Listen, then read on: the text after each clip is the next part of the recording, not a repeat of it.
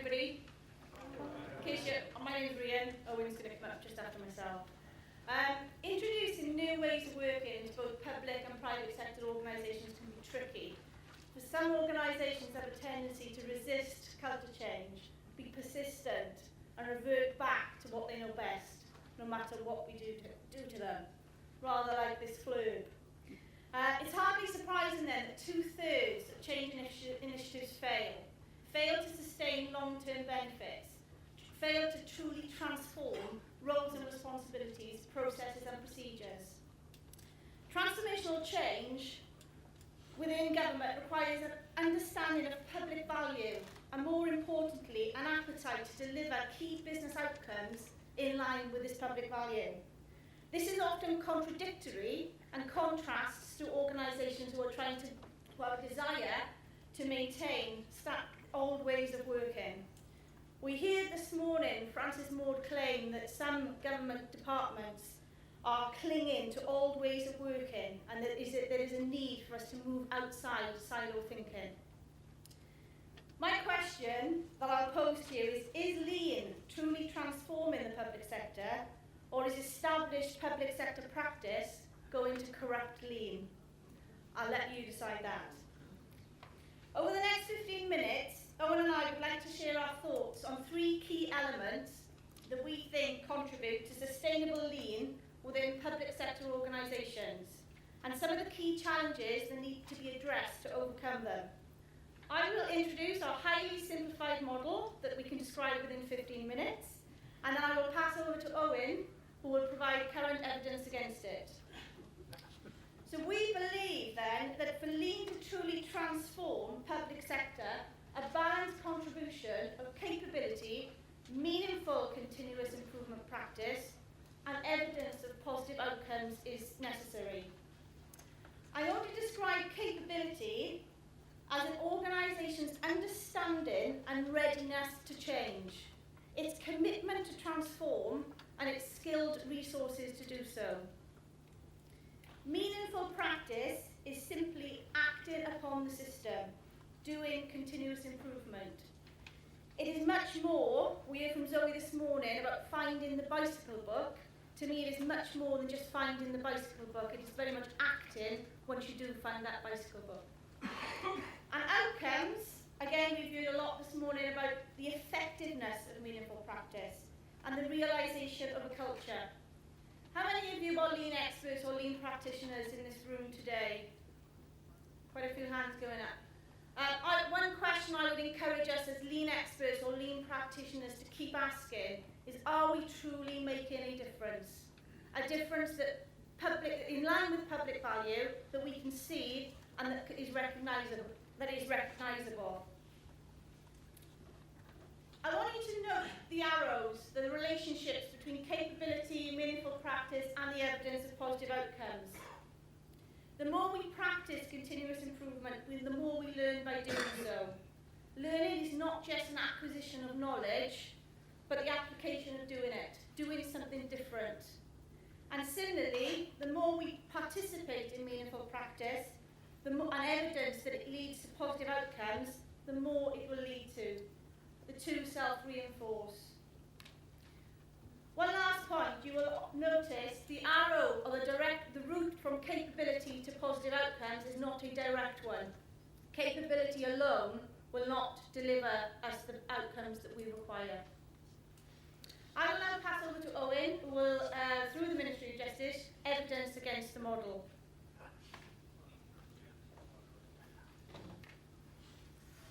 What we wanted to take in turn was capability, practice, and evidence of making a difference to positive outcomes.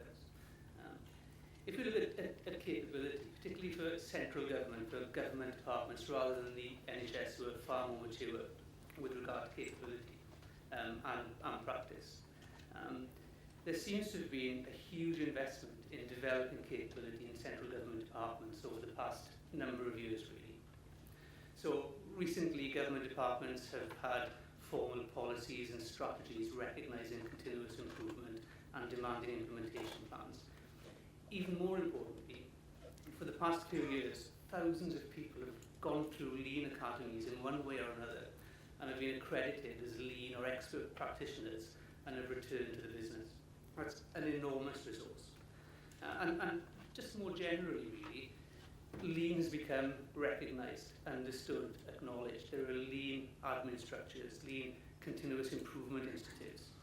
So lean is almost becoming a quasi-profession, or at least a recognised skill base within the public sector. So how can we justify suggesting, even tentatively, that there's too much capability, lean capability in the public sector? And it really stems from our belief of what lean is. I get very frustrated when people stand up and every speaker has their own definition of lean. I think it's quite interesting and extremely frustrating.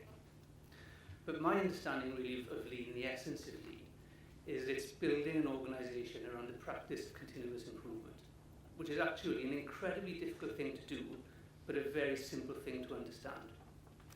The tools are important. Concepts such as pull, flow, value are essential, but they're completely useless unless we actually do continuous improvement. And the suspicion that myself and possibly Rian has, I'm from a university background, so it's much easier for me to have suspicions in there, is that all of this activity doesn't really reflect a commitment to building a practice of continuous improvement. It may reflect an organisation, particularly in central government, which is very comfortable with writing policies, strategies, developing HR plans, running reorganisations. And so what I'm sort of tentatively suggesting is that a lot of this capability actually reflects the reassertion of traditional bureaucratic public sector central government values.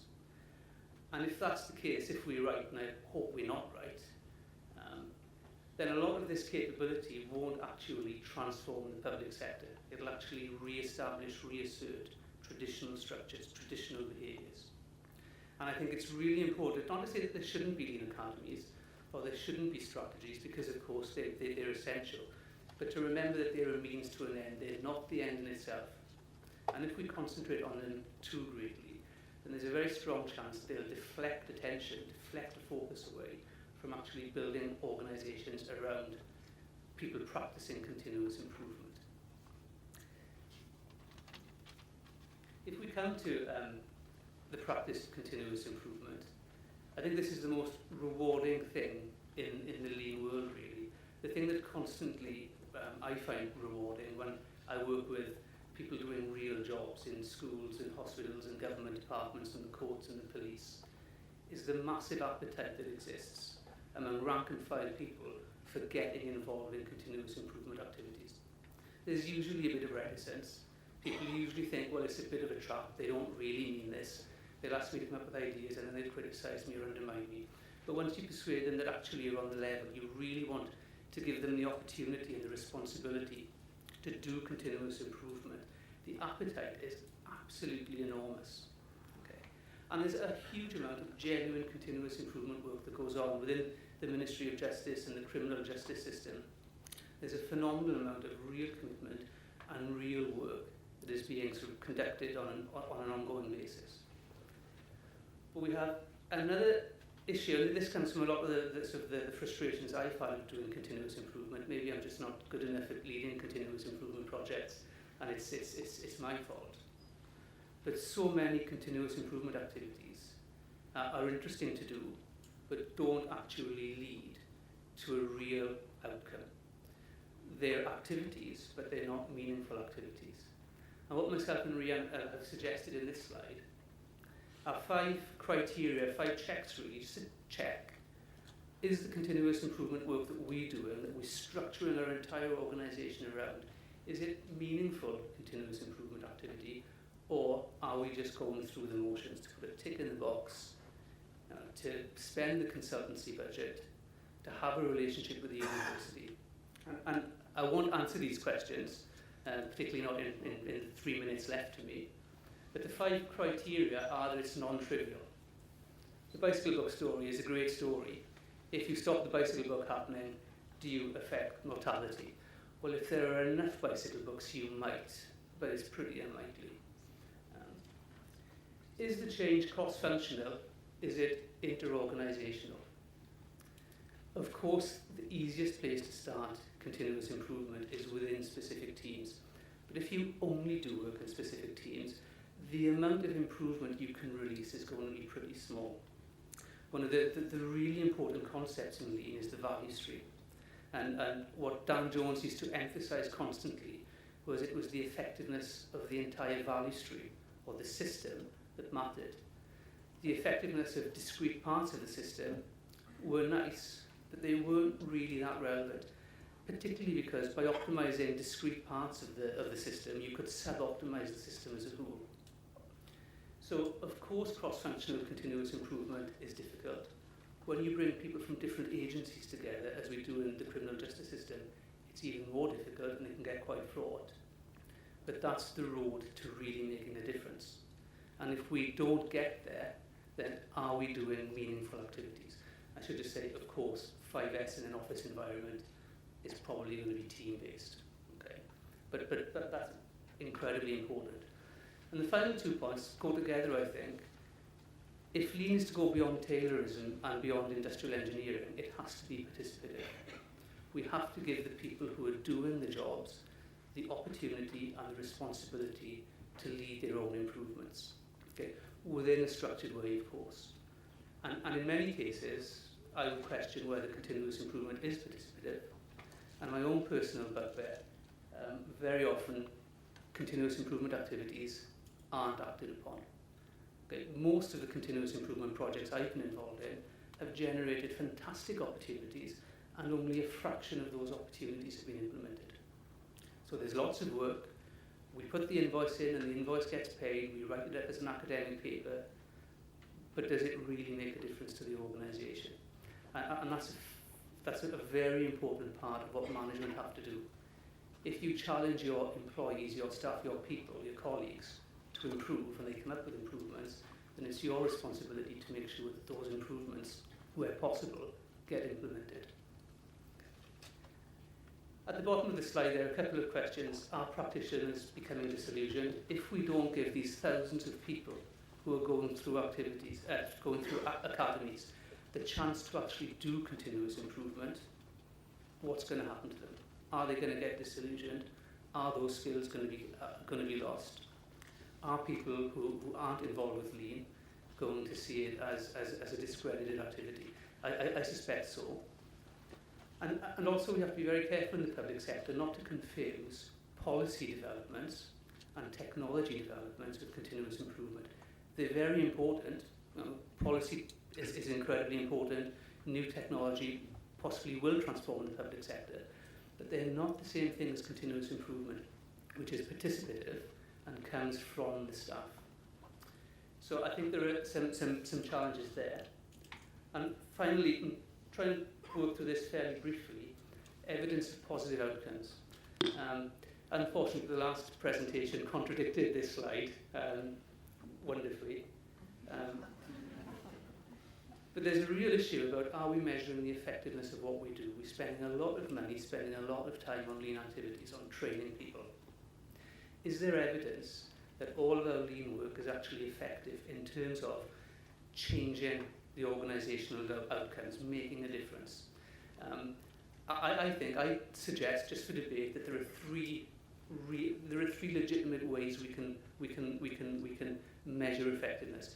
The first one is public value. Do we make a difference that the public can see? And in the last presentation, I thought that bed sores was the perfect example of that actually happening. Bed sores really matter. Okay, we're making a difference. From an organisational perspective, efficiency, effectiveness, economy, can we actually see a difference? Can we attribute that difference to what we've done from a Lean perspective? And for the staff, as Francis Maud said earlier on, and I hate to agree with Francis Maud, just on principle, is it a fun place to work? Okay. Can we see more staff engagement, more staff satisfaction and commitment if we're giving people the opportunity and the responsibility for their own systems, their own processes? then a lot of the theory would suggest that we should be able to track that in greater commitment and greater staff satisfaction. If that's not there, then we're implementing lean in the wrong way. I'm not sure, the last presentation aside, that we always have that evidence. Okay, the evidence I see is about return on investment, HMRC claiming that for every £1 they spent on lean, they generated an £18 return. Well, that's great if you're running the lean project. Does it really tell you anything about the organisation? Maybe, but I'm not so sure. And the other thing you get are war stories. Okay, people talking about good practice, evidence of good practice. Evidence of good practice is important, but it's not the same thing as proven, as the National Audit Office suggested you should, proven that we've made a difference to the organisation, that the public and our staff can actually see and accept that that comes from lean. So that's the evidence. Apologise for overrunning, and I'll return you to Rhian.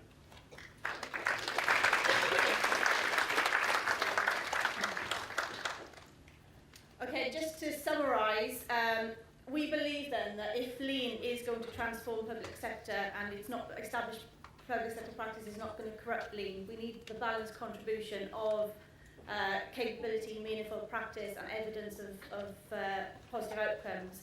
We've seen that we've told you what we mean by capability, meaningful practice, but we believe that we've got the capability, and about transforming the public sector is about moving from a capability phase much more into a meaningful practice phase, in line with public value.